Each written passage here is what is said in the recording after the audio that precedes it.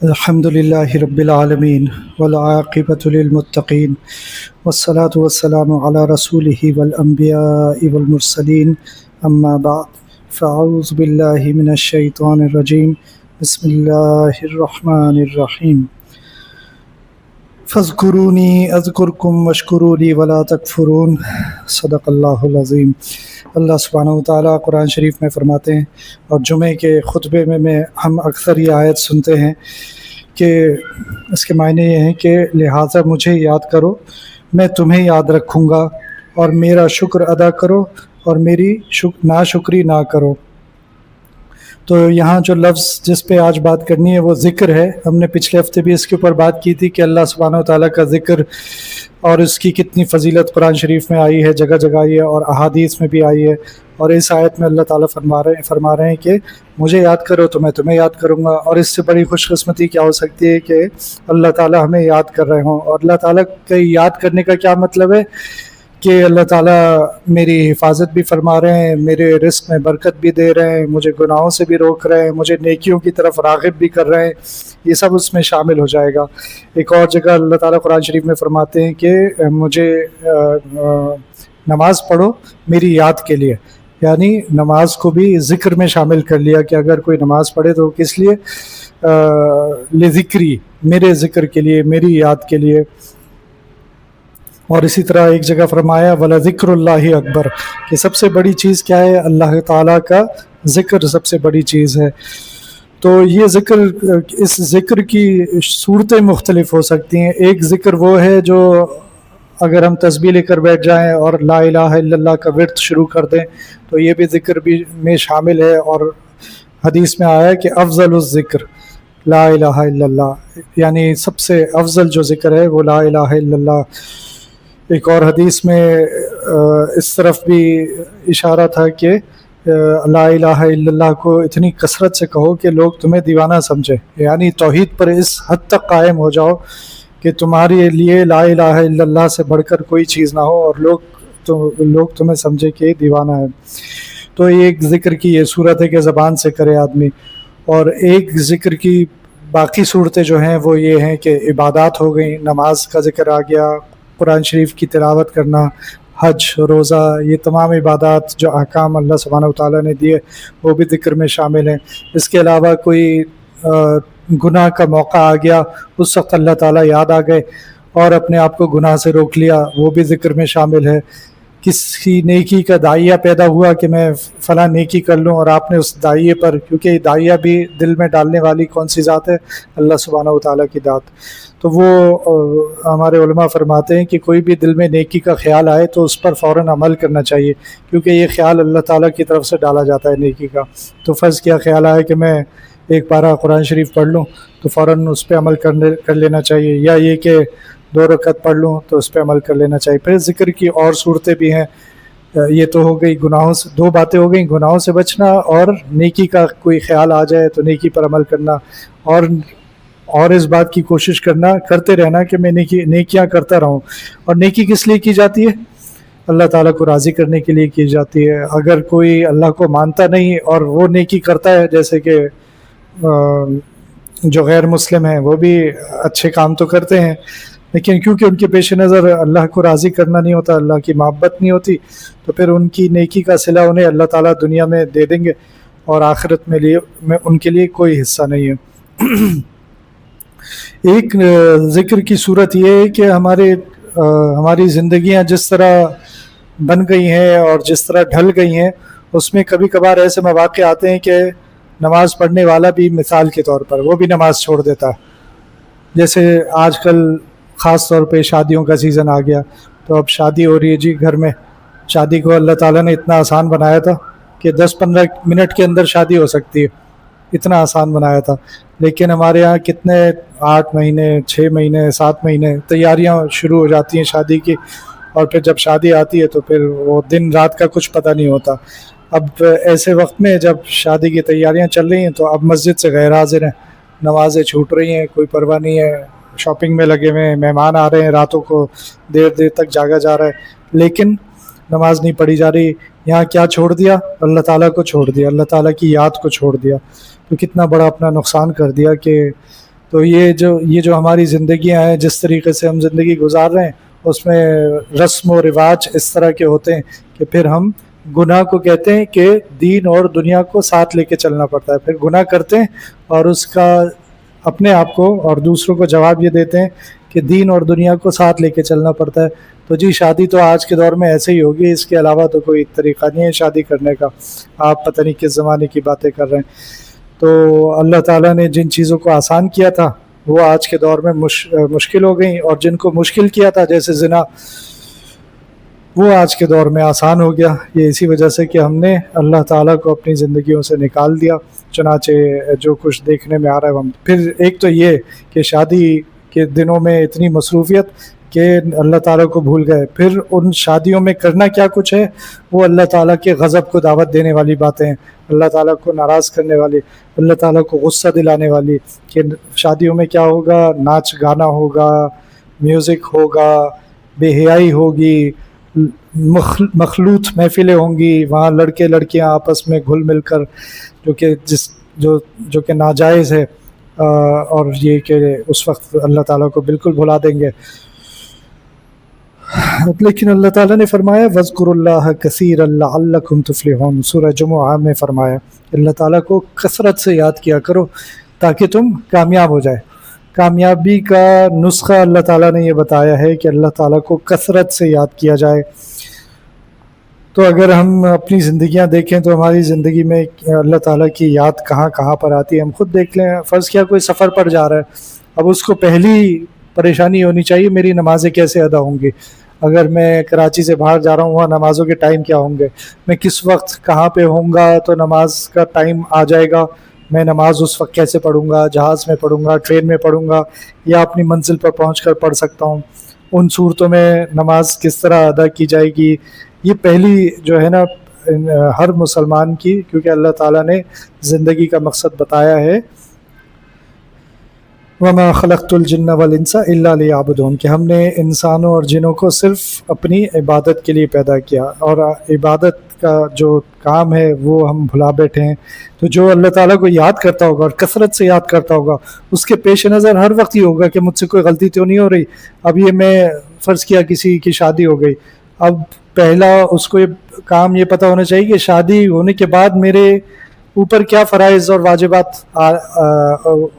آ گئے، اللہ تعالیٰ کے کون سے احکام میرے اوپر آ گئے۔ جیسے بچہ ہوتا ہے اس کے اوپر نماز فرض نہیں ہوتی، لیکن جیسے بالغ ہو جاتا ہے تو اس کے اوپر بالغ ہونے کی وجہ سے سارے احکام جو واجب ہونے تھے وہ ہو گئے۔ اب اس کے پاس اگر پیسہ آ گیا اور اتنا پیسہ آ گیا کہ زکوٰۃ واجب ہونی تھی تو زکوٰۃ کا حکم اس کے اوپر واجب ہو گیا۔ تو یہ چیزیں تو ہماری زندگی میں ہے ہی نہیں کہ اب شادی ہو گئی ہے تو پہلے تو شادی کیسے کرنی تھی، وہ اس میں کیا کیا غلطیاں ہو گئیں، پھر یہ کہ شادی کے بعد کیا ذمہ داریاں تھیں شوہر کی حیثیت سے، بیوی کی حیثیت سے، وہ بھی نہیں پتہ۔ اب ایک دوسرے کے ساتھ آج کے دور میں لڑائی جھگڑے شروع ہو جاتے ہیں، جب پتہ نہیں ہوتا کہ میری کیا ذمہ داری ہے اور اس کی کیا ذمہ داری ہے، لڑائی جھگڑے شروع ہو جاتے ہیں۔ اور آج سے 30-40 سال پہلے کبھی طلاق کا یا خلا کا سننے میں نہیں آتا تھا، اور آج یہ کہ جہاں دیکھو طلاقیں ہو رہی ہیں۔ اسی وجہ سے کہ ہم اللہ تعالیٰ کو ناراض کرتے ہیں اور پھر اچھی امیدیں رکھتے ہیں۔ یا ایھا الذین آمنوا لا تلھکم اموالکم واولادکم عن ذکر اللہ، اے ایمان والو تمہاری دولت اور تمہاری اولاد تمہیں اللہ کی یاد سے غافل نہ کرنے پائیں۔ تو اس آیت سے ہمیں پتہ چل گیا کہ دو چیزیں ایسی ہیں جن سے اللہ تعالیٰ نے ہمیں خبردار کر دیا کہ یہ اللہ تعالیٰ کی یاد سے غافل کر سکتی ہیں۔ تو دولت آ گئی، اور دولت آنے کی وجہ سے آدمی عیاشیاں کرنے لگتا ہے اور ایسی زندگی گزارنے لگتا ہے جس کی وجہ سے وہ اللہ تعالیٰ کو بھول جاتا ہے۔ آگے فرمایا ہے وَمَن يَفْعَلْ ذَلِكَ فَأُولَٰئِكَ هُمُ الْخَاسِرُونَ، اور جو لوگ ایسا کریں گے وہ بڑے گھاٹے کا سودا کرنے والے ہوں گے۔ حدیث شریف میں آتا ہے کہ جنتی کسی چیز پر افسوس نہیں کریں گے سوائے ان لمحات کے جن میں انہوں نے اللہ کو یاد نہیں کیا تھا۔ اب یہ وہ لوگ ہیں جو کامیاب ہو گئے، جو جنت میں پہنچ گئے، وہاں پہ کوئی غم ہے ہی نہیں، کسی قسم کا غم نہیں ہے، انعامات کی جگہ ہے، اس کے باوجود وہاں پہ انہیں احساس ہوگا کہ اگر ہم سے وہ لمحات ہمارے ایسے گزرے تھے جس میں ہم نے اللہ تعالیٰ کو یاد نہیں رکھا، کاش ہم ایسا نہ کرتے۔ تو پھر ان کے درجات اور بھی بلند ہوتے۔ ابن القیم رحمہ اللہ فرماتے ہیں کہ ذکر شیطان کے لیے ایک کوڑے کی مانند ہے، ذکر شیطان کے لیے ایک کوڑے کی مانند ہے جو اسے روکتا اور تکلیف دیتا ہے۔ ہر انسان کے ساتھ ایک شیطان مقرر ہوتا ہے۔ مومن کا شیطان کمزور اور ناتواں ہوتا ہے کیونکہ وہ مسلسل اس کوڑے یعنی مومن کے ذکر اور اطاعت الہی سے مار کھاتا رہتا ہے۔ تو یہ جو ذکر ہے چاہے وہ زبان سے ہو چاہے ہمارے اعمال کے ذریعے ہو، وہ شیطان کو کمزور کر دیتا ہے اور شیطان کے لیے کوڑوں کی حیثیت رکھتا ہے، یعنی اس کی پٹائی ہوتی رہتی ہے۔ اور جو لوگ ایسا نہیں کرتے تو ان کے بارے میں ابن القیم فرماتے ہیں کہ اس کے برعکس گناہگار کا شیطان آرام و سکون سے رہتا ہے کیونکہ اسے ذکر کے کوڑے سے کوئی چوٹ نہیں پہنچتی۔ اس طرح اس کا شیطان طاقتور ہو جاتا ہے اور اس پر غلبہ حاصل کر لیتا ہے۔ اور یہ غلبہ حاصل کرنے کا مطلب یہی ہے کہ شیطان اس سے گناہ کراتا ہے اور وہ گناہوں میں مشغول ہو جاتا ہے۔ ایک اور حدیث میں آتا ہے کہ نبی کریم صلی اللہ علیہ وسلم نے فرمایا، شیطان کے عذاب سے بچنے کے لیے انسان جو سب سے بہتر عمل کر سکتا ہے وہ اللہ کا ذکر ہے۔ استغفر اللہ، میں غلط پڑھ گیا۔ نبی کریم صلی اللہ علیہ وسلم نے فرمایا کہ اللہ کے عذاب سے بچنے کے لیے انسان جو سب سے بہتر عمل کر سکتا ہے وہ اللہ کا ذکر ہے۔ ایک دفعہ رسول اللہ صلی اللہ علیہ وسلم نے اپنے صحابہ کرام کے ساتھ جب سفر کر رہے تھے تو فرمایا، چلتے رہو، یہ جمدان ہے، یعنی مکہ کے قریب ایک پہاڑ ہے جس کا نام جمدان ہے۔ تو کسی سفر سے واپس آ رہے تھے، صحابہ کرام کو دیکھا کہ ایک دوسرے سے سبقت لے جانے کی کوشش کر رہے ہیں کہ ہم پہلے پہنچ جائیں اپنی منزل پہ۔ تو جب نبی صلی اللہ علیہ وسلم نے یہ دیکھا تو کیونکہ صحابہ کرام کی تربیت ہر وقت پیش نظر رہتی تھی، فرمایا کہ چلتے رہو، یہ جمدان ہے۔ پھر آگے فرمایا، مفردون سب سے آگے نکل گئے ہیں، یعنی تم تو ایک دوسرے سے یہاں آگے نکلنے کی کوشش کر رہے ہو، لیکن مفردون جو ہے وہ سب سے آگے نکل گئے۔ تو صحابہ کرام نے پوچھا، یا رسول اللہ مفردون کون ہے؟ آپ صلی اللہ علیہ وسلم نے فرمایا، وہ مرد و عورت جو اللہ تعالیٰ کا بکثرت ذکر کرتے ہیں۔ تو اب دنیا میں کوئی کتنا بھی آگے ہو، لیکن سب سے آگے نبی کریم صلی اللہ علیہ وسلم نے فرمایا کہ وہ مرد و عورت جو اللہ تعالیٰ کا کثرت سے ذکر کرتے ہیں۔ ایک اور حدیث میں فرمایا، جب تم جنت کے باغوں کے پاس سے گزرو تو خوب چر لو، یعنی خوب فائدہ اٹھاؤ۔ تو صحابہ کرام نے عرض کیا کہ جنت کے باغ کیا ہیں؟ تو آپ صلی اللہ علیہ وسلم نے فرمایا، ذکر کے حلقے، یعنی جہاں لوگ ذکر کے لیے جمع ہوتے ہیں ان حلقوں کے پاس سے گزرو تو خوب ان سے فائدہ اٹھاؤ۔ اب یہ ذکر کے حلقے کیا ہو سکتے ہیں؟ ذکر کے حلقہ یہ بھی ایک ذکر کا ہی حلقہ ہے جس میں ہم بیٹھے ہوئے ہیں، جس میں ہم اللہ تعالیٰ کو یاد کر رہے ہیں، اللہ کے نبی صلی اللہ علیہ وسلم کی باتوں کا ذکر کر رہے ہیں، تو یہ بھی ذکر کا ایک حلقہ ہے۔ اور ذکر کے حلقے اس طرح بھی ہوتے ہیں جہاں باقاعدہ ذکر کیا جاتا ہے، جیسے کلمہ طیبہ کا ذکر کیا جائے، 100 دفعہ پڑھ لیا جائے۔ اس کو ہم اگر ہم کسی حلقے میں نہیں جا سکتے تو ہمیں چاہیے کہ اپنی انفرادی زندگی میں اس پر عمل شروع کر دیں، کیونکہ ایمان کو جو چیز مضبوط کرنے والی ہے وہ کلمہ طیبہ ہے سب سے زیادہ۔ تو کلمہ طیبہ ہو گیا، درود شریف ہو گیا، اور بھی اذکار ہیں جو رسول اللہ صلی اللہ علیہ وسلم نے بتائے، ان کو اپنی زندگی کا حصہ بنا لیں، روزانہ کی زندگی کا۔ تو پھر ہر کوئی دیکھے گا کہ وہ اللہ تعالیٰ اسے کس طرح ترقی دیتے ہیں اس کی زندگی میں، اس کی روحانی زندگی میں۔ ابن القیم رحمہ اللہ نے فرمایا، بے شک اللہ تعالیٰ نے ہر چیز کو حاصل کرنے کے لیے ایک ذریعہ مقرر فرمایا ہے، اور اپنی محبت حاصل کرنے کا ذریعہ کثرت ذکر کو بنایا ہے۔ لہٰذا جو شخص اللہ کی محبت چاہتا ہے وہ اللہ کا بکثرت ذکر کرے۔ تو یہ جو زبان سے ذکر ہے جس کو نبی کریم صلی اللہ علیہ وسلم نے یہ بھی فرمایا ایک حدیث میں، حدیث کا مفہوم ہے کہ بہترین عمل یہ ہے کہ تمہاری زبان اللہ کے ذکر سے تر رہے، یعنی تمہاری زبان پر اللہ تعالیٰ کا ذکر جاری رہے۔ اس کو نبی صلی اللہ علیہ وسلم نے بہترین عمل فرمایا۔ تو یہ اس عمل کا فائدہ کیا ہوگا کہ ابن القیم فرما رہے ہیں کہ اپنی اللہ تعالیٰ کی اگر محبت حاصل کرنی ہے تو اس کا سب سے آسان ذریعہ یہ ہے کہ ذکر کو، اللہ تعالیٰ کے ذکر کو، اللہ تعالیٰ کی یاد کو کثرت سے ہم کریں۔ اور اس میں یہ ہے کہ قرآن شریف